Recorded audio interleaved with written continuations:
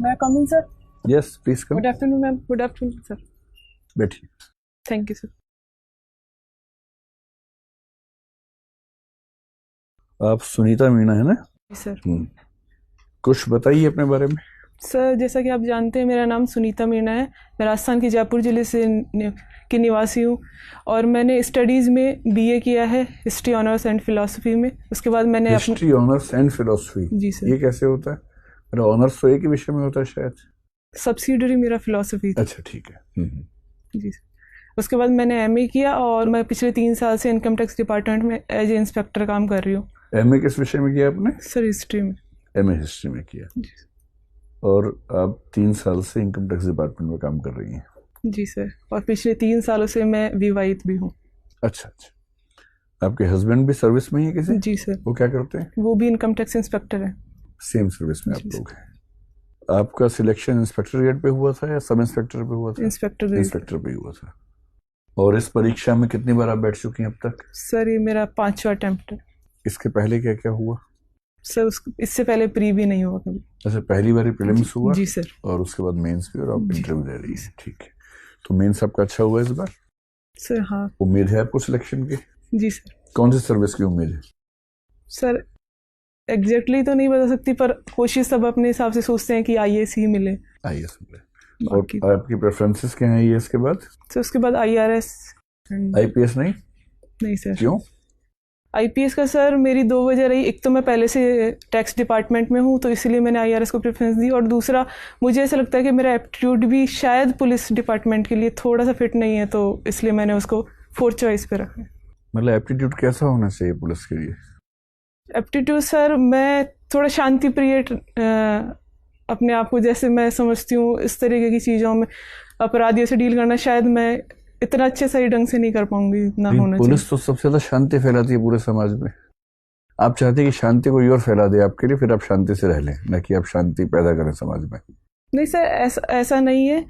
लेकिन पुलिस को कई बार ऐसी चीज़ों से डील करना पड़ता है जहां अगर उसके एप्टीट्यूड का व्यक्ति होगा तो वो ज़्यादा अच्छे से डील कर पाएगा. मैं शायद अपनी सर्विसेज के साथ न्याय नहीं कर पाऊँ, तो इसलिए जैसे किसी को मारना पीटना हो तो आप शायद नहीं कर पाएंगे. जी सर. थोड़ा मैं या एनकाउंटर करना पड़ जाएगा भी तो शायद नहीं कर पाएंगे, ये लगता है आपको? जी सर. ठीक है.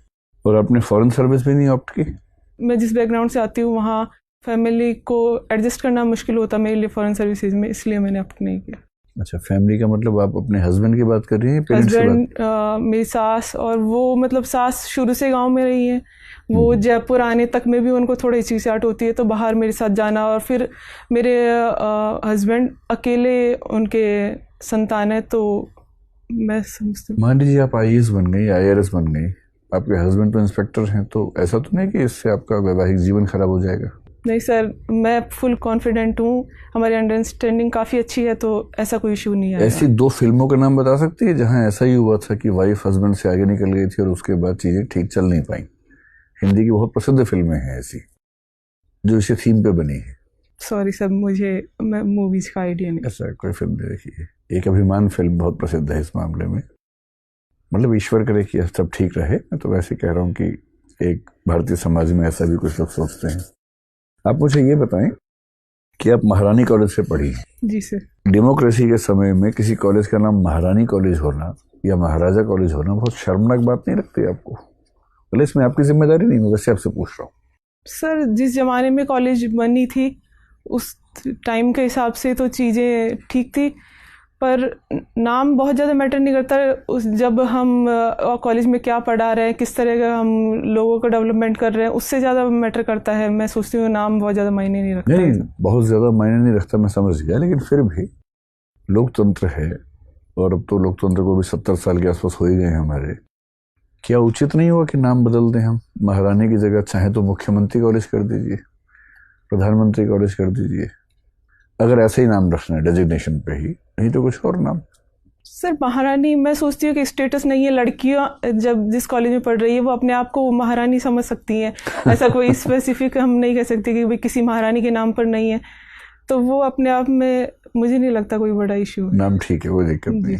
महाराजा महारानी दोनों ठीक है. जी सर. ऐसे ही अलीगढ़ मुस्लिम विश्वविद्यालय और बनारस हिंदू विश्वविद्यालय, ये भी ठीक ही होगा, क्योंकि नाम में क्या रखा है? इससे मैं जहाँ तक समझती हूँ नाम बहुत ज़्यादा मैटर नहीं करता है।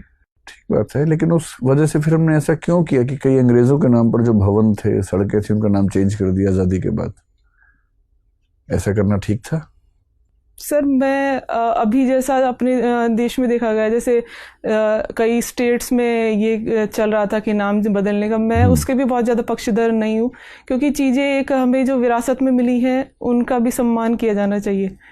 पर अंग्रेज़ों के साथ ये थोड़ा हम इस इशू को जोड़ सकते हैं कि अंग्रेज़ों ने हमारा इतना शोषण किया, इतनी सारी चीज़ें हुई, तो उसके बाद अगर जनता की राय है और इस तरीके से बदलाव चाहते हैं तो वो किया जाना चाहिए।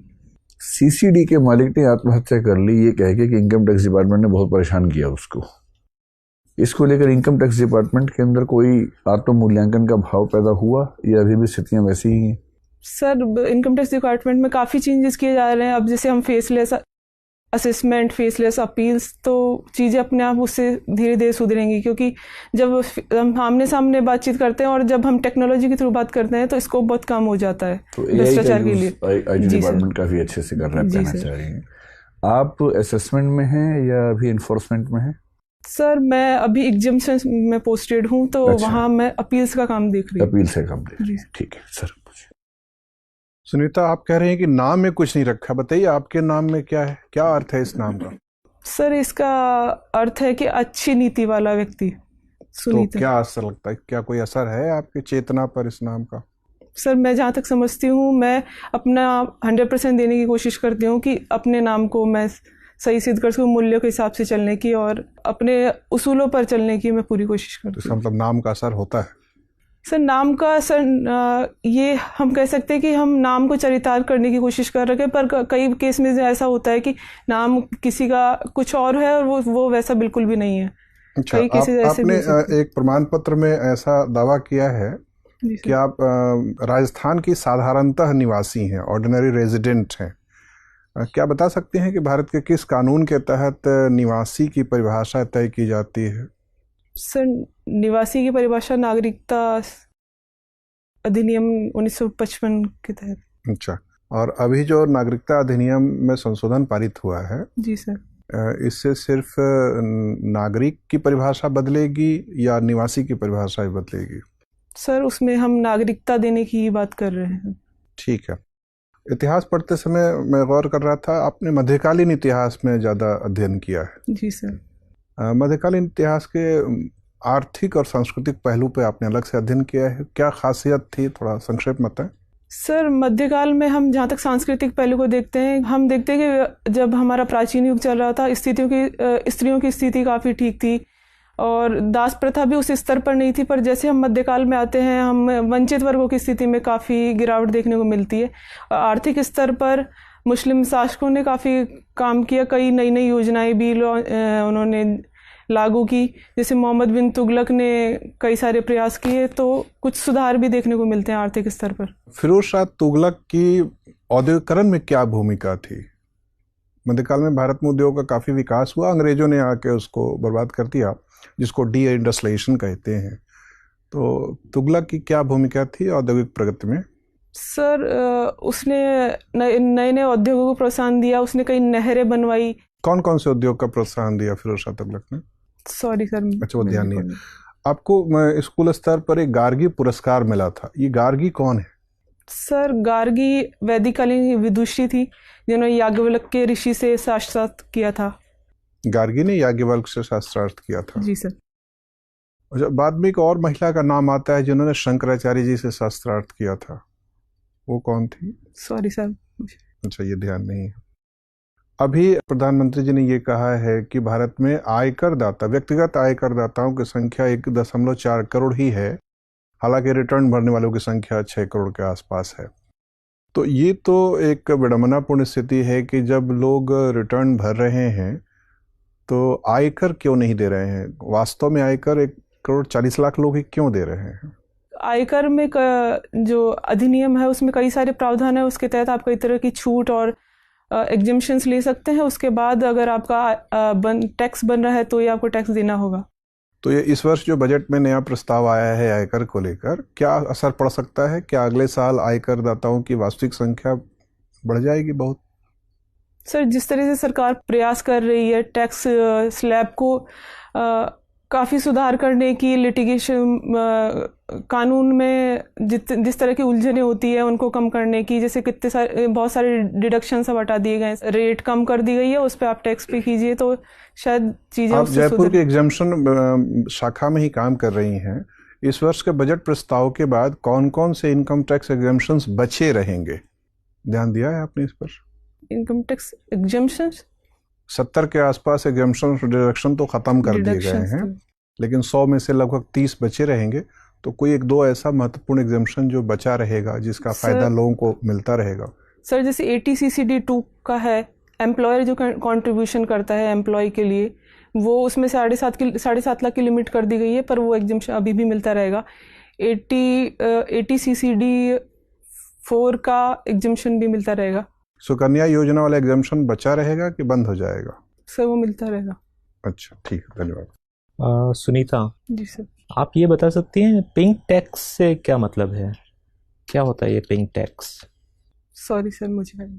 अच्छा, मुझे ये बताइए कि अभी हाल में ही भारत ने कहा कि UAE जो है उसको रेसिप्रोकेटिंग टेरिटरी का दर्जा दिया गया है, तो क्या होता है ये रेसिप्रोकेटिंग टेरिटरी और ये किस तरीके से मदद करेगा भारत को और UAE को?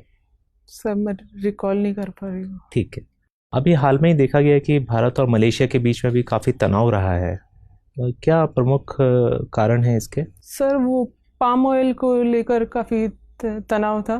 पाम ऑयल को लेकर तनाव शुरू हुआ या तनाव किसी और बात से शुरू हुआ और इसका असर पाम ऑयल पे पड़ा? सर तनाव वैसे पाम ऑयल का बिगेस्ट प्रोड्यूसर कौन है वर्ल्ड में?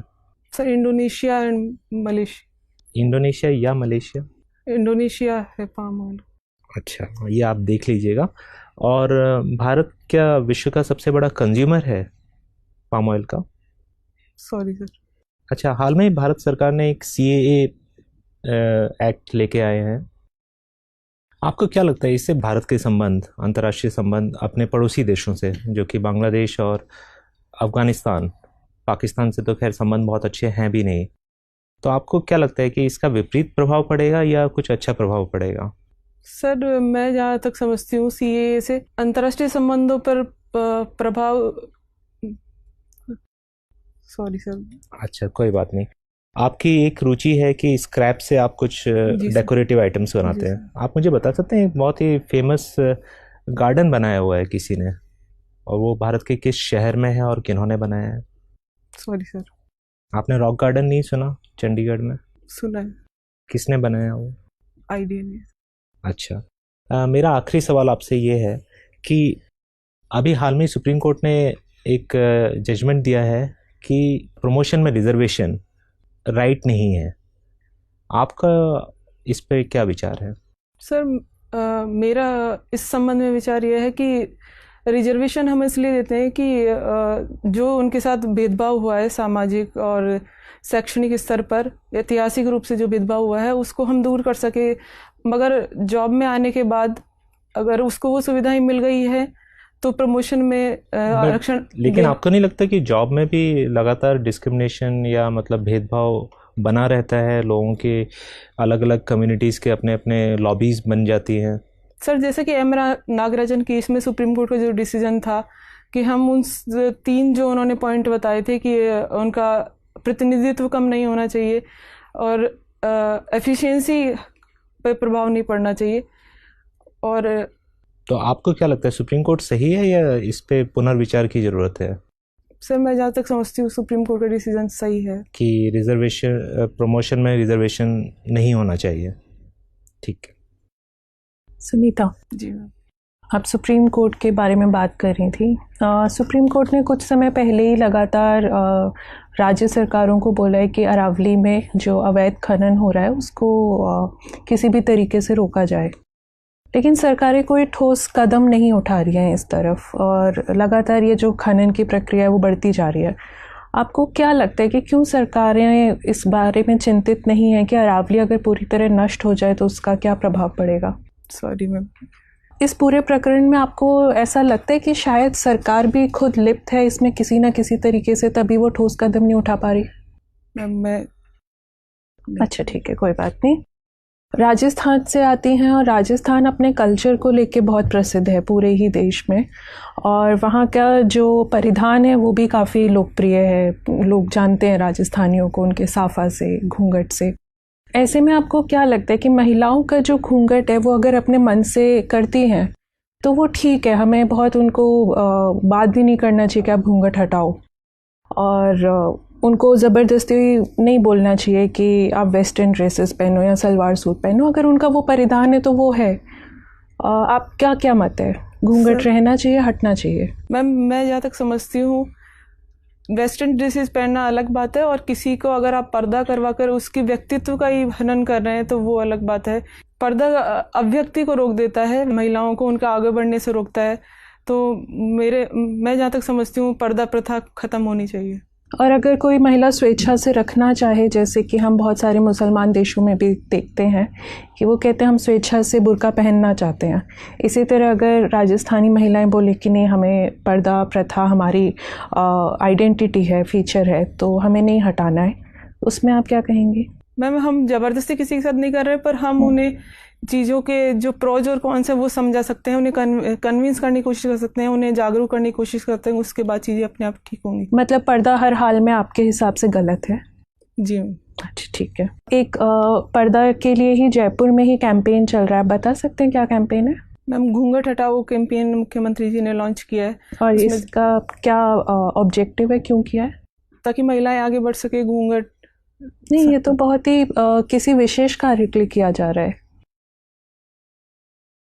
चलिए कोई बात नहीं। लिटरेसी रेट क्या है राजस्थान की? मैम, 66.1%। महिलाओं की? 52.1%। और पुरुषों की?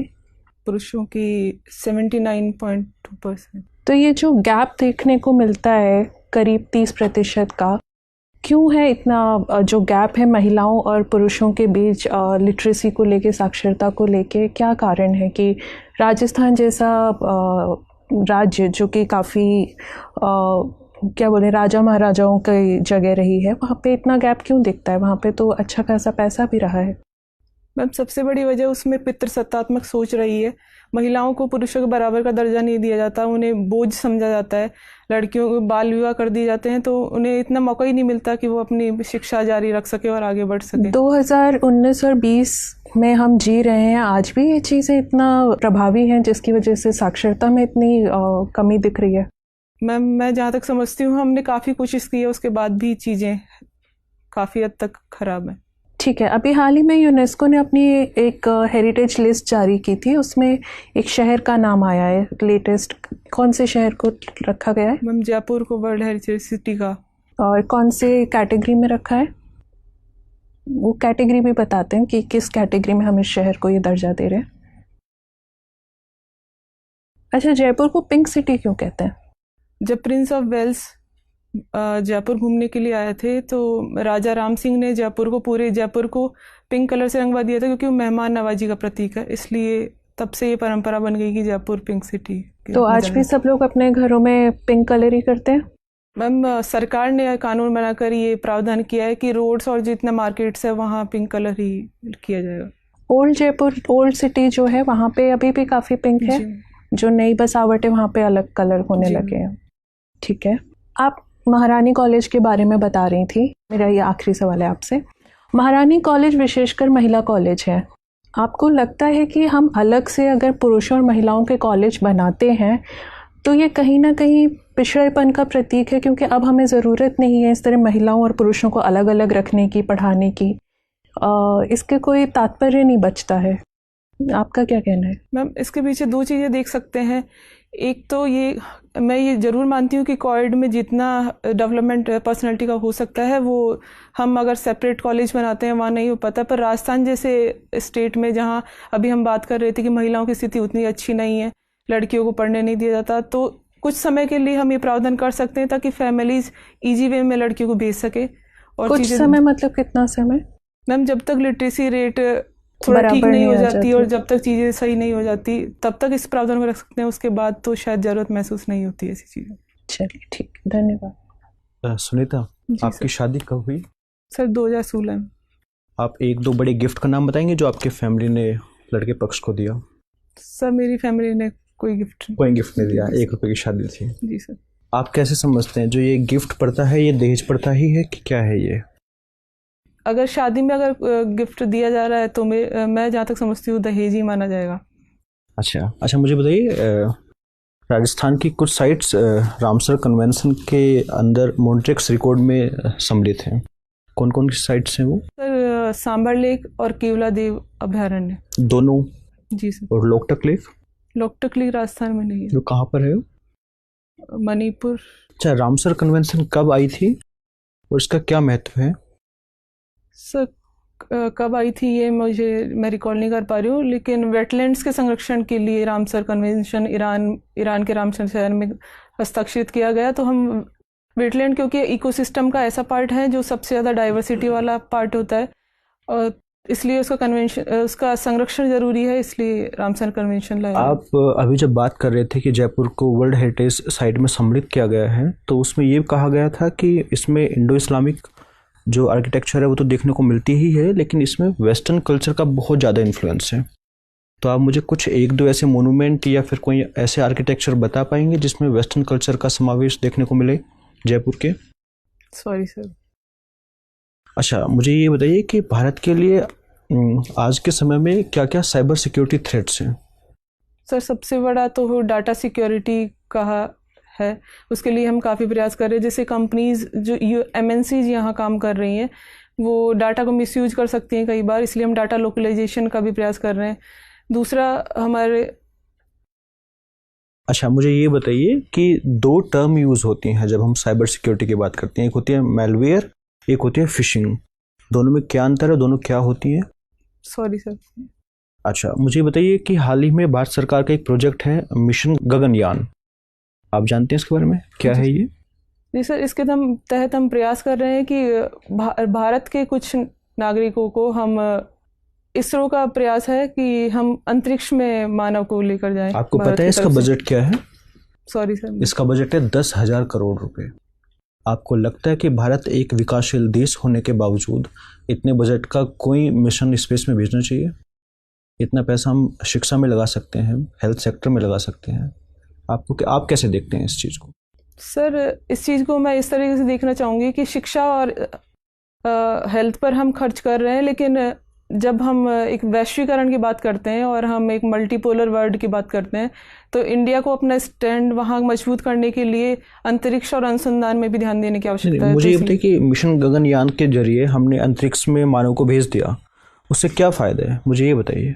अंतरिक्ष में सर नई नई चीज़ों की खोज हो सकती है, कई संसाधन हमें मिल सकते हैं, और हम काफ़ी अच्छे से समझ सकते हैं कि कैसे हम अपने एनवायरनमेंट को प्रोटेक्ट करें या फिर हम कैसे अपने संसाधनों को प्रयोग करें, ये चीज़ें। अच्छा ठीक है, मुझे ये बताइए कि अभी हाल ही में मध्य प्रदेश में किसी नेशनल पार्क में हम चीता को रीएलोकेट कर रहे हैं किसी दूसरे देश से, आपको पता है इस बारे में?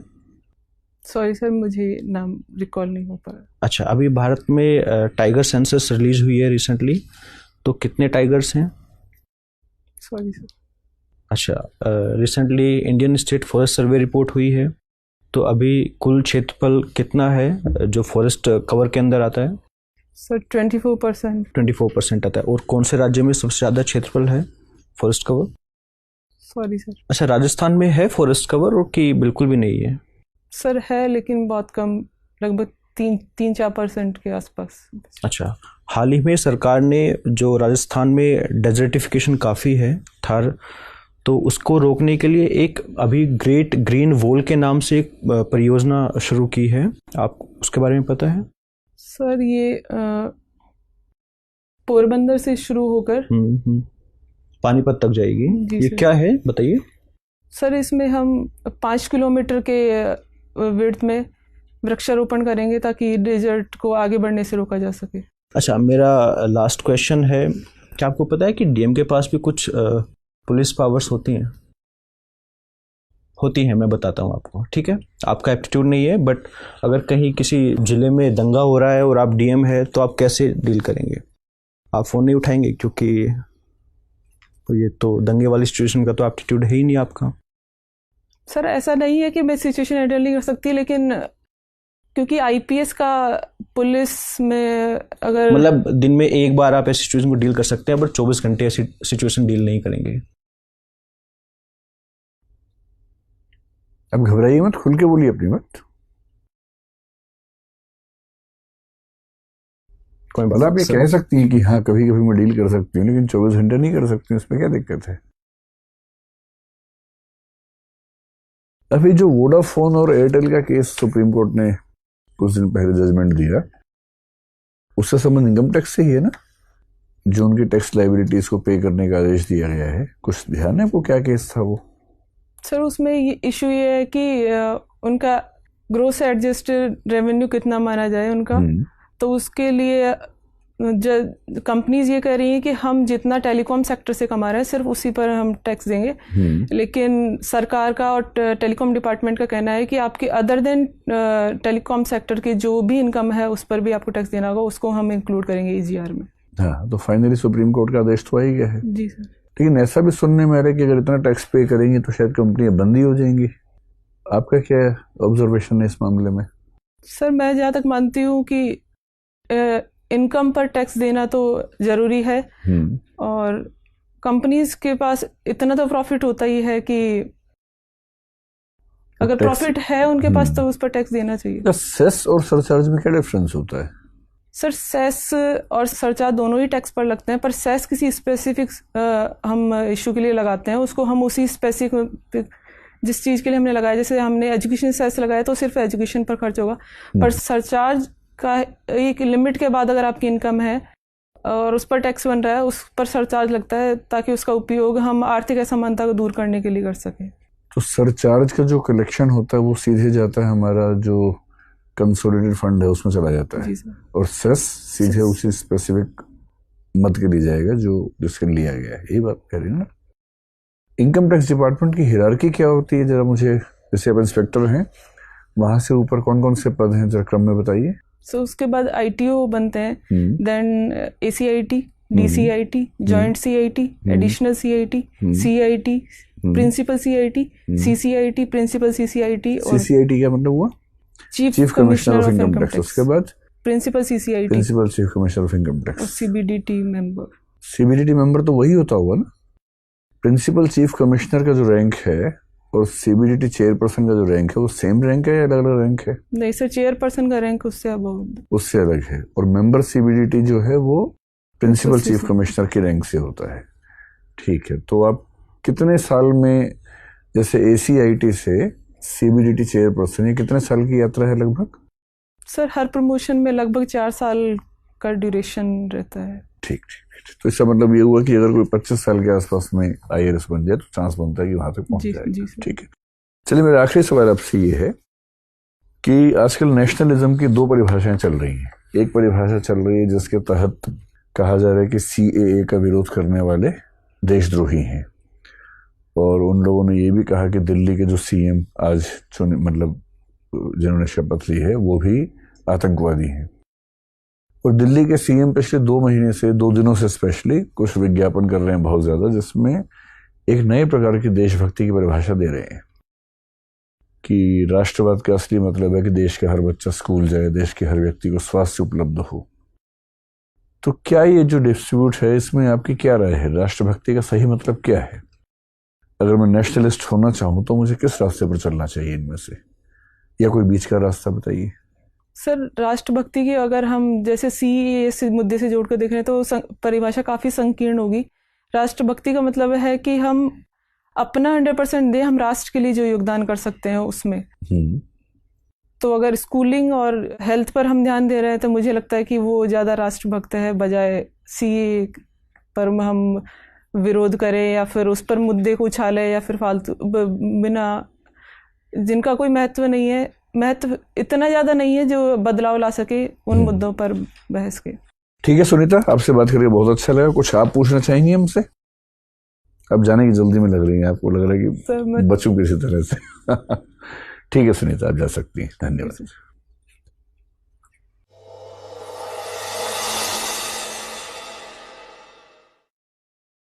बैठिए। आपको साड़ी पहनने की प्रैक्टिस है? बहुत ज्यादा नहीं है। हाँ पर हाँ। तो एक ऑब्जर्वेशन ये भी है कि बहुत कंफर्टेबल है नहीं शायद, तो तरीका वो ये कि 3-4 दिन अभ्यास कर लीजिए इसका, ताकि आप जब जाए ना तो वहाँ दिक्कत ना हो। आपकी ड्रेसिंग सेंस बहुत बढ़िया है, बैठने का तरीका एकदम परफेक्ट है, कहीं कोई दिक्कत नहीं है। एक्सप्रेशन भी आपका अच्छा है, जैसे वॉइस आपकी बढ़िया है। बस थोड़ा सा वॉइस का लेवल कहीं कहीं थोड़ा ऊंचा रहेगा ना, तो उससे कॉन्फिडेंस ज़्यादा महसूस होगा, तो थोड़ी सी आवाज़ ऊंची रखें तो बेहतर है। सर मेरा मतलब ऐसा है कि बहुत ज़्यादा मुझे स्टेज या फिर इसकी प्रैक्टिस नहीं है, तो जरूरत नहीं है। उससे इंटरव्यू में मैं मतलब जो आ रहा है वो भी भूल जा रही हूँ, अनकंफर्टेबल हो जाती हूँ। आप इतना अच्छा बोल रही हैं, कोई दिक्कत है ही नहीं उसमें, है ना, उसकी कोई ज़रूरत नहीं स्टेज पे जाने की। ठीक है, अब बस थोड़ा सा आवाज़ हल्की सी ऊँची कर लेंगे तो थोड़ा ठीक रहेगा। आई कॉन्टेक्ट शानदार है। सॉरी आपने कई बार बोला, लेकिन सॉरी बोलने का तरीका अच्छा है आपका, तो वो चुभने वाला सॉरी नहीं है। मतलब भाव आता है कि अच्छा माफ कर देते, कोई बात नहीं, क्योंकि सॉरी बोलने का तरीका विनम्र है। जो दिक्कत ज्यादा आ रही है, एक तो नॉलेज थोड़ी कम है। मुझे लग रहा है कि अगर 10-12 दिन ठीक से करंट अफेयर्स पढ़ लें, जैसे 2-3 महीने के अखबार ठीक से पढ़ें, या डेली करंट अफेयर्स तो वेबसाइट पे होते ही हैं, दृष्टि पे भी और भी वेबसाइट्स पे हैं, तो उनको ठीक से फॉलो कीजिए। कई ऐसी चीजें मिस हुई जो इस स्टेज में मिस नहीं होनी चाहिए थी, है ना। इनकम टैक्स डिपार्टमेंट को लेकर नॉलेज आपकी ठीक लगी मुझे, तो बाकी मेंबर्स बताएंगे सब। मुझे सबसे ज़्यादा चिंता लग रही है वो ये है कि जब आपको सिचुएशनल क्वेश्चंस मिल रहे हैं, वो जैकपॉट होते हैं। उसमें आपने अगर बढ़िया जवाब दिया कॉन्फिडेंस से भर के, तो वो जैकपॉट है। आप ऐसा लग रहा है कि जैसे बैकफुट पे खेल रही हैं, किसी तरह से क्वेश्चन निकल जाए, मैं इससे टकराऊं नहीं। जैसे मैंने शुरू में पूछा आपसे कि महारानी कॉलेज का नाम कैसा है, आपने क्या आंसर दिया मैटर नहीं करता, लेकिन एक स्टैंड लेंगे ना फर्म, तो अच्छा रहेगा। जैसे आप कह सकते हैं यहाँ सर मैं उस कॉलेज से पढ़ी हूँ, उसके नाम से लगाव है मुझे, कभी सोचा नहीं, पर मुझे भी लगता है कि हाँ डेमोक्रेसी है तो बेहतर होगा कि नाम कुछ और हो, और नहीं तो ठीक है, लेकिन कोई नाम चेंज हो तो अच्छा रहेगा। बेशक आप ये कहें, लेकिन जो कहें थोड़ा सा फर्म। जैसे अरावली पे मैडम ने पूछा कि अरावली में ऐसा हो रहा है, सुप्रीम कोर्ट का जजमेंट है, उसके बाद भी हो रहा है, क्या लगता है क्यों हो रहा होगा। अब क्या लगता है वाले में फैक्ट्स नहीं चाहिए हमें, आपको बताना चाहिए कि मैडम इसमें मिली भगत होनी चाहिए, इसमें जो ठेकेदार है, माफिया हैं, उनका, सरकार के जो अधिकारी हैं, उनकी मिली भगत है, इसलिए ऐसा होता है, और ऐसे में चिंता की बात है। तो ये क्वेश्चन जो फैक्ट बेस्ड नहीं है, उस पर सॉरी बोल देना, ये ना अपराध जैसा होता है, क्राइम जैसा होता है। फिर मैंने हस्बैंड वाला सवाल पूछा, तो आपने ठीक हैंडल कर लिया, पर थोड़ा सा और स्मार्ट जवाब मैं चाह रहा था। आप कह सकते हैं कि हमारी अंडरस्टैंडिंग अच्छी है, हमने इस बारे में खूब बात की है, मैं भी तैयारी कर रही हूँ, वो भी तैयारी कर रही है, और हमारी ऐसी समझ है कि पद ऑफिस की चीज़ है, घर की चीज़ नहीं है, और हम बहुत सहज हैं। थोड़ा सा लंबा जवाब, थोड़ा सा और अच्छा जवाब। CAA से इंटरनेशनल रिलेशंस हमारे कैसे होंगे, छवि कैसी होगी, इस पर सॉरी बोलना तो बहुत बुरी बात है। अब बोलिए सर, CAA आने से कुछ मुस्लिम कंट्रीज हो सकता है कि हमसे नाराज हो, जैसे तुर्की नाराज हो सकता है, पाकिस्तान नाराज हो सकता है, लेकिन बाकी देशों में क्योंकि अंततः अंतर्राष्ट्रीय राजनीति में हित काम आते हैं, तो कोई भी देश हमारे साथ वही व्यवहार करेगा जो उसके हित के अनुकूल होगा। अब मलेशिया और टर्की के बेस पर तो हम फॉरेन पॉलिसी बनाएंगे नहीं, बेशक आप विरोध भी करें इसका, पर जवाब नहीं देना जो है ना, वो गुनाह है, गुनाह। ताज़ीरात हिंद लग जाती है इस पर, ठीक है। बाकी मैं जनरली बहुत सेटिस्फाइड हूँ, क्योंकि आप बहुत बढ़िया तरीके से बात कर रही हैं, कोई खास चिंता वाली बात नहीं है। पर्दे पर स्टैंड बड़ा अच्छा लिया आपने। इन्होंने पूछा पर्दा होना चाहिए या नहीं, तो मुझे लग रहा था कि आप बोलेंगे कोई पहना तो पहन ले, में क्या दिक्कत है, पर आपने सीधे बोला कि नहीं वो गलत है। ऐसे स्टैंड चाहिए, रीढ़ की हड्डी वाले लोग चाहिए सिविल सेवाओं में, ठीक है जी सर। ठीक है, चूंकि ये सारे सर्टिफिकेट आपने वहाँ भी दिए हैं जी सर, तो उसी पे थोड़ा सा काम कर लीजिए। मैंने वहीं से निकाला है, गार्गी और याज्ञवल्क वाले में जो तथ्य के अभाव हैं वो इकट्ठा कर लीजिएगा। चूँकि आप एग्जामिनेशन डिपार्टमेंट से जुड़ी हुई हैं, तो और ये बड़ा हॉट इशू है कि कौन कौन से एग्जामिनेशन जा रहे हैं या डिडक्शंस, एग्जामिनेशन डिडक्शन में फ़र्क क्या होता है, ये तकनीकी तौर पर भी ध्यान दीजिएगा, वो आपको पता ही होगा। तो बाकी ठीक है, मध्यकालीन वाला तो हो सकता है वो पूछेंगे, वक्त है, आप रिवाइज कर लीजिएगा। सुनीता, जी सर। आपको थोड़ा सा आईआर वगैरह ब्रशअप करने की ज़रूरत है, तो पिछले सर। कुछ 1-2 महीने के जो आईआर में इंपॉर्टेंट न्यूज़ इवेंट्स रहे हैं उनको आप ढंग से रिवाइज कर लीजिएगा। और एक चीज़, जैसे मैंने आपसे मलेशिया के बारे में पूछा था कि भारत मलेशिया में तनाव किस लिए है, तो आपने मुझे उसका एक कॉन्सिक्वेंस बताया कि पाम ऑयल, जो भारत सबसे बड़ा इम्पोर्टर है पाम ऑयल का और मलेशिया सबसे बड़ा प्रोड्यूसर है, उसके बाद इंडोनेशिया आता है। तो इस तरीके के तथ्य अगर आपके पास रहेंगे तो मतलब आप बेहतर जवाब दे पाएंगे, क्योंकि आपने अपनी हॉबी दी हुई है स्क्रैप को आप से डेकोरेटिव आइटम बनाते हैं, तो रॉक गार्डन तो बहुत ही फेमस है। तो ऐसी चीज़ें मतलब बोर्ड आपसे अपेक्षा करेगा कि आपकी इस बारे में जानकारी हो। तो जो भी आपने नाम उनका, सर नेकचंद नाम के एक आदमी थे, उन्होंने बनाया था। तो बाकी आपका मेरे ख्याल से मुझे बाकी चीज़ें सही लगी। आप कहीं कहीं बहुत एब्रप्टली स्टॉप कर जाती हैं कि जैसे आप आंसर दे रहे हैं लेकिन सर आप वो स्टॉप वही कर कह जा रही हूँ, हैं। मैं थोड़ा सा अनकंफर्टेबल हो जाती हूँ और फिर ऐसा लगता है कि यार अब कुछ नहीं हो रहा। डरना, देखिए इंटरव्यू में ना वही मेरे साथ हो रहा है। मैं कई सबसे बार बड़ी क्या होता है दिक्कत। कि शुरू के 5 मिनट बड़े मुश्किल निकलते हैं और फिर लगता है खत्म सब। इंटरव्यू में सबसे ज्यादा मैटर करते हैं आखिरी 5 मिनट। शुरू वाला तो याद भी नहीं रहता मेंबर्स को, इसलिए कितना भी खराब हो उसके बाद का संभाल लीजिए। आखिरी 5 मिनट सब पाप धो देंगे आपके। जी सर, डरना नहीं है इस पे एकदम। काम करना। ठीक है, तो बस आप अपने आंसर को अच्छे से फॉर्मुलेट करिए और उसको मतलब कंप्लीट करिए, एब्रप्टली स्टॉप मत करिए। सुनीता, मैं आपके सारे जो भी मैं ओपिनियन आपके जानना चाह रही हूँ उससे मैं संतुष्ट थी। मतलब जितना भी ओपिनियन बेस था, अपने शहर के बारे में पढ़ लीजिए, इम्पॉर्टेंट है। यूनेस्को लिस्ट में किस कैटेगरी में है और घूंघट हटाओ कैंपेन किस वजह से चल रहा है। आपने वो बताया सही कैंपेन, पर वो इलेक्टोरल उसके लिए था, रजिस्ट्रेशन और वोटिंग के लिए। ठीक है, तो अपने शहर के बारे में आपके पास पूरी जानकारी होनी चाहिए। तो बाकी अच्छा है, बस वही जैसा सर कह रहे हैं, घबराइए मत। ठीक है, मेरा आधा इशू तो वही हो जा रहा है, मैं आ रहा है वो भी भूल जाती हूँ सिर्फ इस वजह से कि मैं खुद को ऐसा लगता है कि मैं शायद अच्छा नहीं कर रही अंदर से। ऐसा बिल्कुल भी नहीं है। कॉन्फिडेंस। हम जितने लोगों का इंटरव्यू कर रहे हैं उन्हें वन ऑफ द बेस्ट हैं। आपको मतलब गलत अपने बारे में असेसमेंट हो गया है, बताइए। सुनीता, आपका स्टैंड बहुत बढ़िया था जो डोरी वाला था, क्योंकि उस पर नेक्स्ट क्वेश्चंस कुछ भी आ सकता था कि आपने क्यों सपोर्ट नहीं किया डोरी। वो बहुत बढ़िया था। बस कुछ करंट अफेयर्स आपको पढ़ना पड़ेगा। ये आप समझिए कि बोर्ड मेंबर्स के लिए जो करंट अफेयर्स है वो दृष्टि आईएएस के नोट्स नहीं है, वो डेली के न्यूज़पेपर हैं जो उनके घर आते हैं, समझ रहे हैं ना। तो जो डेली का न्यूज़पेपर है आप 1 महीने लगातार पढ़िए, जो उसका करंट अफेयर्स है उसमें आप तैयार रहिए काउंटर क्वेश्चंस के लिए भी। मेरे सारे क्वेश्चंस वही थे जो आजकल न्यूज़ में है, आप उन पे तैयार रखिए, आप पीछे मत जाइए, लेकिन 1-2 महीने का न्यूज़पेपर ज़रूर देखिएगा पूरा। ठीक है सुनीता, ऑल द बेस्ट। डरना नहीं है बस। सर मैं इस पे थोड़ा वर्क करना चाहती हूँ। अगर मैं कैसे करूँ, अगर मुझे 10 सवाल भी गलत आए ना, 10 में सॉरी बोलना पड़े, तब भी ध्यान रखना कि आखिरी 5 मिनट काम आने वाले हैं बस। जी सर। घबराना एकदम नहीं है, और किसी सिचुएशनल क्वेश्चन का जवाब न दें ये कभी नहीं करना है। भाई फैक्चुअल में आप सॉरी बोल सकती हैं, लेकिन सिचुएशन में सॉरी कैसे बोल सकती हैं। जवाब दीजिए, फर्म जवाब दीजिए। आपका सबसे अच्छा जवाब वही था पर्दे वाला कि नहीं सर वो गलत है। लगता है ना कि दमदार व्यक्ति से बात चल रही है।